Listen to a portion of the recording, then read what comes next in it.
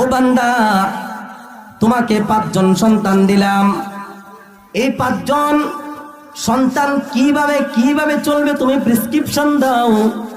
এই সন্তানটা কেমনে চললে আমি আল্লাহ তাআলাকে চিনবে, কেমনে চললে সে কোরআনুল কারীম পড়তে পারবে, কেমনে চললে সে মানুষের সাথে এফটিজিং থেকে বেঁচে থাকতে পারবে, এরকম শিক্ষা দাও। ভাইরা আমার, এই সন্তানের ভিতরে যদি দ্বীনি তালিম হয়, এই সন্তানটা কিয়ামতের মাঠে আপনি বাবার জন্য বিচার দায়ের করবে না।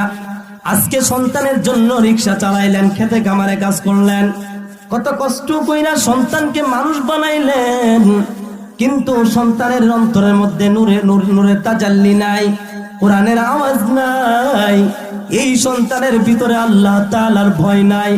এই জন্য এই সন্তানটা উল্টা পাল্টা ভাবে চলে।